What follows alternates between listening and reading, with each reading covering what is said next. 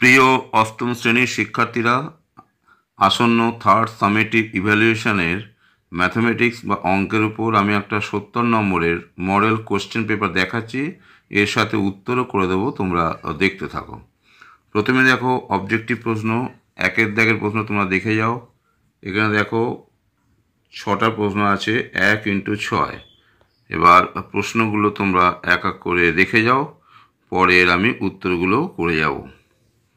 তোমরা তাহলে প্রশ্নগুলো দেখছো। এখানে একটা জ্যামিতির প্রশ্ন দিয়েছে, এবি প্যারালাল সিডি কোন দুটোর মান দিয়েছে, তাহলে এক্স এর মান কত। এবার 2-এর দাগের প্রশ্ন দেখো, এখানে 6টা প্রশ্ন আছে, 2x6 মানে 12 নম্বর। তোমরা প্রশ্নগুলো দেখে নাও। দেখছো বীজগণিতের প্রশ্ন আছে, জ্যামিতির প্রশ্ন আছে, পাটিগণিতের প্রশ্নও আছে। ওকে, এবার 3 নম্বরের প্রশ্নটা দেখো। এখানে দুটো প্রশ্নের উত্তর দিতে হবে। কত নম্বর আছে না 4x2, দুটো প্রশ্ন আছে। তোমরা তাহলে দেখতে থাকো। তোমরা তাহলে দেখতে পাচ্ছ যে এখানে দুটো প্রশ্ন উত্তর হবে 4 নম্বর করে। এটা একটা পাটিগণিতের প্রশ্ন আছে। এখানে হচ্ছে মিশ্রণের অনুপাতের অঙ্ক। দেখো এটা খুব ভালো অঙ্ক। এরপরে দেখো বীজগণিতে চলে আসছে। বীজগণিতে যে কোনো একটি প্রশ্নের উত্তর দিতে হবে 4 নম্বর, যে কোনো দুটো। তারপরে দেখো একটা বীজগণিতের প্রশ্ন দিয়েছে, এর বর্গমূল নির্ণয় করতে হবে, এটা হচ্ছে 4। এরপর একটা লেখচিত্র আঁকতে হবে এই তথ্যগুলোর ভিত্তিতে, এবং সেটা যাচাই করতে হবে। এটা তোমরা অনুশীলনীতে বা বইয়েতে অনেক পাবে, এটা করতে পারবে। এবার অনুশীলনীর পরের প্রশ্ন দেখো, 7-এর প্রশ্নটা দেখো।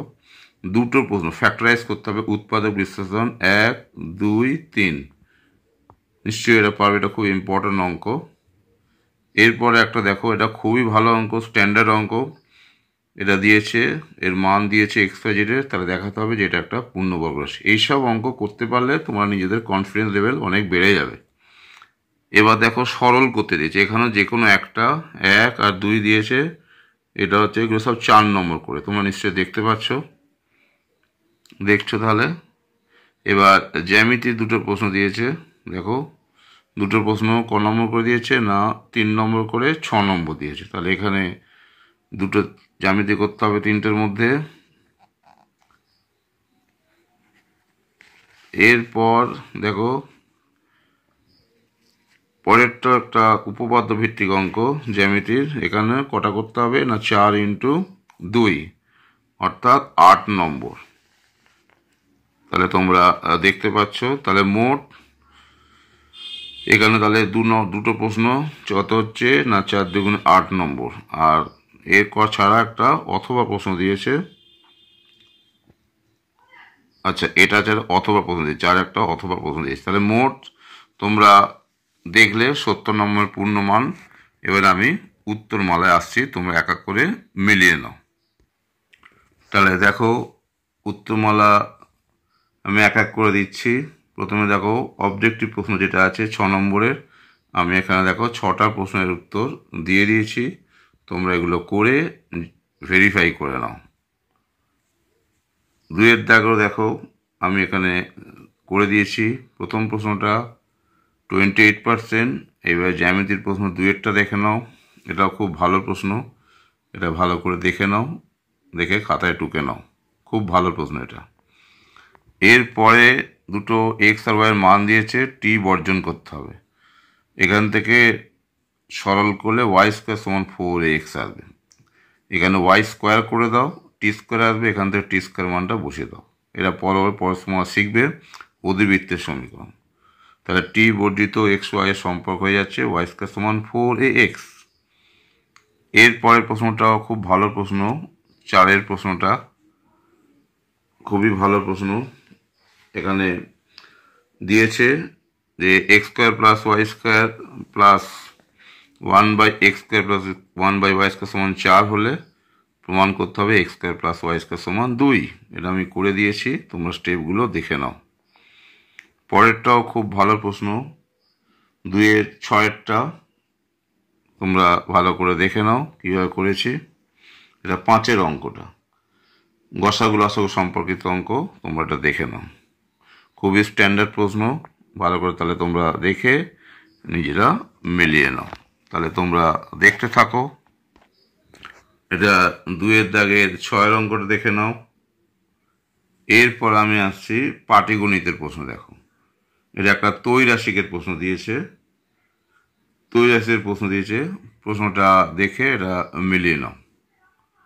এটা 15 দিন উত্তর হবে। খুবই ভালো অঙ্ক এটা। তোমরা তাহলে ভালো করে স্টেপগুলো কীভাবে করলাম দেখে নাও। এরপরে আবার একটা পাটিগণিত অঙ্ক দিয়েছে ভোটার সংক্রান্ত, ভোটার সংক্রান্ত প্রশ্ন। বিধানসভা কেন্দ্রের ভোটারদের 80% ভোট দিয়েছেন, বিজয়ী প্রার্থী প্রদত্ত ভোটের 65% পেয়ে নির্বাচিত হয়েছেন, তাহলে তিনি মোট ভোটের শতকরা কত ভাগ পেয়েছেন? তোমরা তাহলে এটা দেখে নাও। এরপরে তামা দস্তার একটা মিশ্রণের অঙ্ক দিয়েছে।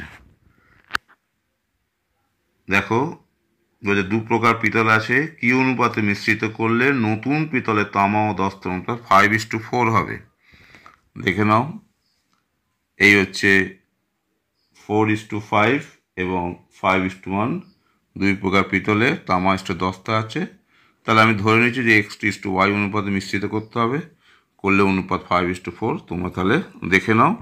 দেখো, সরল করলে অ্যান্সারটা হয়ে গেল 5:2, অর্থাৎ 5:2 অনুপাত এটাকে আমাকে মেশাতে হবে। এবার 4-এর দাগে বীজগণিত সম্পর্কিত প্রশ্ন। এখানে সমাধান করতে দিয়েছে, সমাধানকে এক্সের মান সেটা আমি করে দেখিয়েছি, তোমরা দেখে নাও। পিতা পুত্রর বয়স সংক্রান্ত দ্বিতীয় অঙ্কটা দিয়েছে। দেখো, আমি এখানে সলভ করে দিয়েছি, কীভাবে অ্যান্সারটা আসছে তোমরা দেখে নাও। স্টেপগুলো দেখে নাও, করে মিলিয়ে নাও। এই করে দেখালাম যে পুত্রের বর্তমান 12, পিতার বর্তমান 40। এবার একটা বর্গমূল দিয়েছে। দেখো, বলছে এই যে রাশিমালাটা 5-এর দাগের প্রশ্ন, বলছে এটার বর্গমূল নির্ণয় করো। তাহলে দেখো, আমি উৎপাদক বিশ্লেষণ করে দেখালাম যে এটাকে সরল করলে এই রকম আসে। তাহলে প্রত্যেকটা টার্ম দেখো দুটো দুটো করে আছে, এটা দুটো, এটাও দুটো আছে, এটাও দুটো আছে, তাহলে বর্গমূল তাহলে এইটা হবে। ওকে,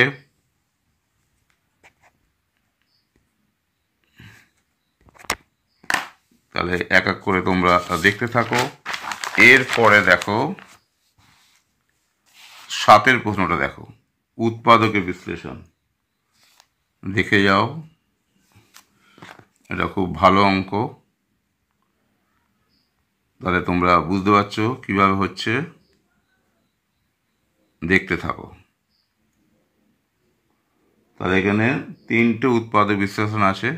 আমি 2-এরটা পরে করেছি, 3-এরটা আগে করেছি। এটা খুব ভালো প্রশ্ন। এখানে এই দুটোকে করে গুণ করে উৎপাদকের সাথে মিডল টার্মটা আমাকে আনতে হবে, এটাই হচ্ছে মূল ব্যাপার। ওকে, এটাও খুব ভালো অঙ্ক। 2-এর অঙ্কটা তোমরা এক এক করে দেখো আর নিজেরা মিলিয়ে নাও। পরের প্রশ্নটা খুবই শক্ত অঙ্ক, কিন্তু খুব বুদ্ধির অঙ্ক, খুবই ভালো অঙ্ক। দেখো যে এই মান 3টে দিয়েছে, তাহলে এটা একটা পূর্ণবর্গ রাশি প্রমাণ করতে হবে। খুব ভালো করে স্টেপটা তোমরা ফলো করো। দেখো আমি কীভাবে করেছি, তোমরা স্টেপটা ফলো করো।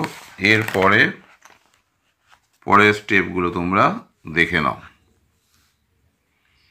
এটা খুব শক্ত অঙ্ক, খুব ভালো করে স্টেপগুলো দেখো, দেখে মিলে নাও। এখানে দেখো এই করেছি, তাহলে আলটিমেটলি রেজাল্ট হচ্ছে এইটা। তাহলে 1/4 বর্গমূল হচ্ছে হাফ, আর এটা স্কোয়ার, এটাকে পুরো ব্র্যাকেটের মধ্যে ঢুকিয়ে দিয়েছি। তাহলে এটা বর্গ হয়ে যাচ্ছে, সুতরাং রাশিটা হয়ে যাচ্ছে একটা পূর্ণবর্গ রাশি।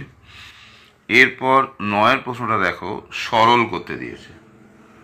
9-এর প্রশ্নটা আমি দেখো সরল করে দিয়েছি। একটা সরল করতে আমার অ্যান্সার এসছে এইটা। তোমরা প্রত্যেকটা স্টেপ দেখো। এরপরে 2-এর অঙ্কটা দেখো, এটা একটা সরল করতে দিয়েছে, সরলটা ভালো করে দেখে নাও, তাহলে তোমরা দেখছো।